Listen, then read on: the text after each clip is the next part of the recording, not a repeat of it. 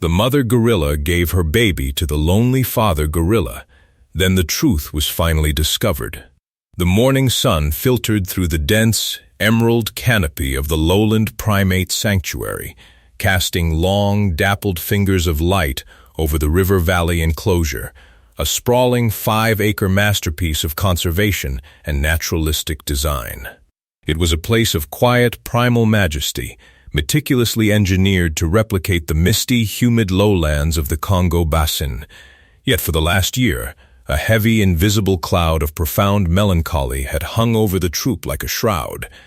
At the very center of this verdant, silent world was Silas, a massive 480-pound silverback with a coat like polished obsidian and a broad, shimmering silver saddle that glistened under the skylights like a mantle of moonlight. Silas was a titan of his species, an apex leader easily identified by a deep, singular notch in his left ear, a permanent scar from a territorial dispute in his wild youth, and eyes the color of dark, aged mahogany that seemed to hold the collective weight and wisdom of an entire ancient forest. Usually, a silverback of his stature would be the vibrant, active heart of the family, a booming protector who directed the movements of his wives and children with a single, authoritative grunt. But lately, Silas had become a ghost in his own home. Following the tragic loss of his longtime mate to a sudden, aggressive illness, he had withdrawn into a shell of stoic, heartbreaking isolation. He spent his hours sitting entirely alone on a mossy knoll, staring at the distant horizon with a gaze so hollow and stagnant it seemed to hold 1,000 years of unexpressed grief. He was a king without a reason to lead, a protector with nothing left to guard, and the sanctuary staff feared that his very spirit was fading away into a condition they called failure to thrive, a psychological surrender that can be fatal in the wild.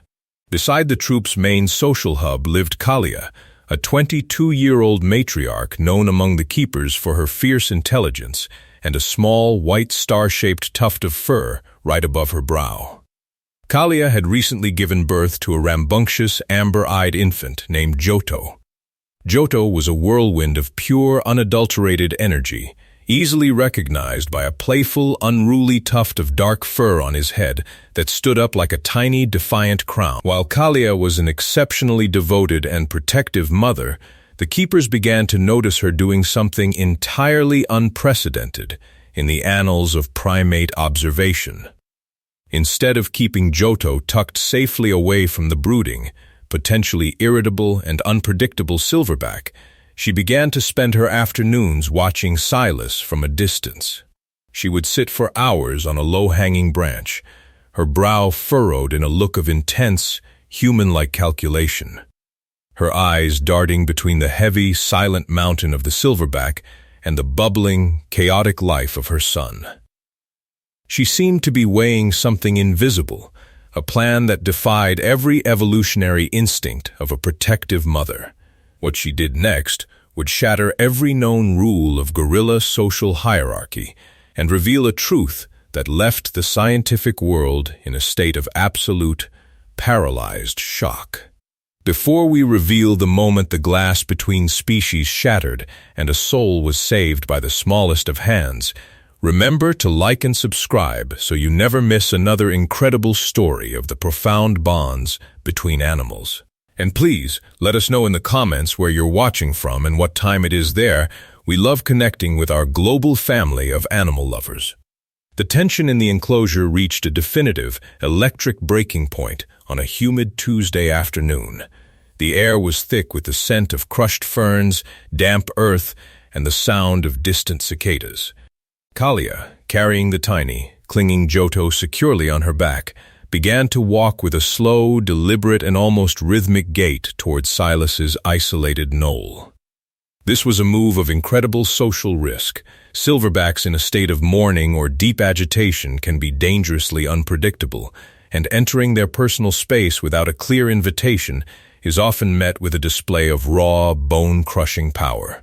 The crowd at the observation glass held their collective breath, some covering their mouths in anticipation of a tragedy, while the headkeepers gripped their radios, ready to signal an emergency intervention. Silas didn't move as she approached. He remained a statue of black fur, his back turned to her, his massive shoulders hunched as if he were trying to disappear into the very earth itself. But Kalia didn't stop.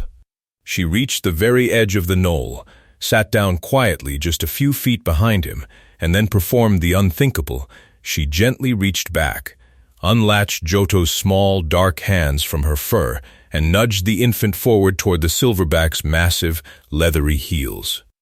Johto, confused by the sudden loss of his mother's familiar warmth and seeking a new anchor, let out a soft, inquisitive chirp, a sound of pure vulnerability that echoed in the silence. Silas stiffened instantly. The silver hair on his back began to stand on end, a biological reflex known as pillow erection, signaling high-intensity arousal and potential aggression. He turned his massive head slowly, his mahogany eyes wide with a mixture of shock and a flickering, dangerous fire. The crowd gasped, fearing the silverback might swat the infant away or charge Kalia in a fit of grief-fueled rage. But Kalia didn't flinch. She didn't bare her teeth or scream. Instead, she locked eyes with Silas, let out a low, melodic belch vocalization, a specific frequency used by gorillas to signal absolute peace and maternal trust. And then, in an act of staggering altruism, she turned around and walked away. She left her only infant, her most precious treasure, in the hands of a grieving, volatile male who hadn't held a baby in years. For several long, agonizing minutes, Silas simply stared at the small, twitching bundle of fur at his feet. Johto, sensing the immense, radiant heat coming from the giant, didn't run. Instead, he crawled forward with infant curiosity and tentatively touched the silverback's scarred left ear with a tiny, dark finger. The transformation that followed was captured in 4K by the sanctuary's hidden research cameras and would later be analyzed frame by frame by primatologists in every major university. Silas didn't roar. He didn't pound his chest to assert dominance. Instead, a single, heavy, shuddering sigh escaped his massive lungs, a sound of a dam finally breaking under the weight of 1,000 storms. He reached out a hand that possessed enough strength to crush a coconut into dust and gently, with the incredible precision of a master jeweler, scooped Johto into the warm, protected hollow of his chest. The truth that was finally discovered by the staff wasn't just about Kalia's remarkable empathy, but about Silas's hidden, tragic history.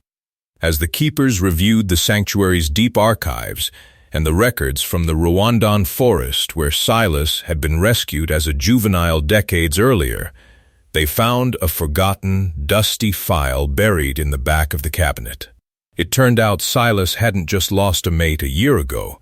In the wild, nearly 30 years prior, his entire first troop, including his only biological offspring, had been lost in a catastrophic mountain landslide during a rainy season. He wasn't just grieving a partner, he was suffering from a lifelong buried trauma of what psychologists might call paternal failure. He had spent decades believing he was a protector who was fundamentally unable to protect those who mattered most. Kalia, through some ancient, intuitive understanding of her leader's wounded soul, had realized that the only way to heal a broken protector was to give him something new to protect. She hadn't just given him a playmate, she had given him a reason to survive. Over the next month, the lonely king was entirely replaced by a figure the staff began to call the guardian father. Silas was never seen without Johto. The massive silverback, once so paralyzed by depression that he refused to eat, was now seen patiently teaching the infant how to find the sweetest, most succulent bamboo shoots hidden deep in the foliage. He taught him how to navigate the high, complex climbing structures with safety, always keeping his massive hand just an inch away from the infant's back. His clinical depression vanished as if it had never existed, replaced by a fierce, renewed sense of purpose. He began to lead the troop again, his morning roars sounding less like mournful warnings and more like powerful, resonant invitations to the day. Kalia watched from a distance, her white, starred brow relaxed and her eyes bright, having successfully performed a soul transplant for the leader of her family. The footage of Kalia handing over her baby to Silas went viral across the globe, reaching millions of people who were moved to tears by the mother's selfless wisdom. It provided scientific proof that gorillas possess a sophisticated theory of mind, the ability to understand the internal emotional state of another and take complex, altruistic actions to alleviate it. Silas showed the world that even the most powerful heart can break under the weight of the past, but it can also be mended by the smallest, most innocent hands. The sanctuary saw a record number of donations, all aimed at protecting the habitats of these emotionally complex giants. Today, the River Valley enclosure is a place of vibrant, rhythmic joy once again. Silas still sits on his favorite mossy knoll, but he is never alone. Joto, now growing into a strong and confident juvenile with the same mischievous glint in his eyes, still sleeps tucked against the silverback's massive, protective arm every single night. They are a living testament to the fact that family isn't just about blood or biology, it's about who reaches for you when you're lost in the dark, and who has the courage to trust you when you've lost trust in yourself. Kalia's secret was simple but profound. She knew that to save a king, she had to remind him that he was, above all else, a father.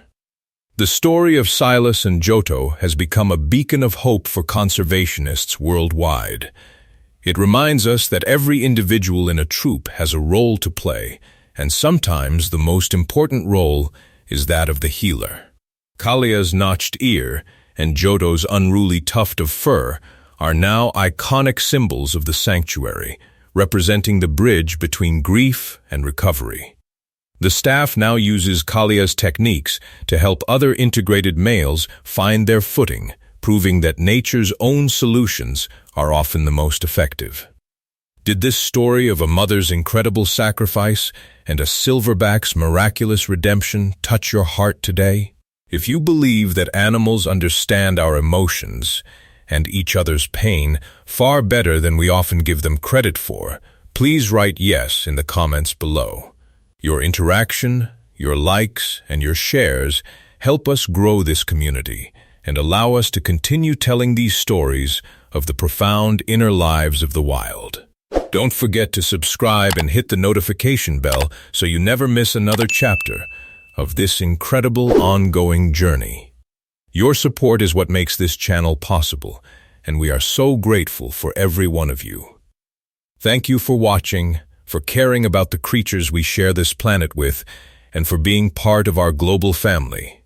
We'll see you in the next story, where the heart of the wild proves once again that love is the only truly universal language.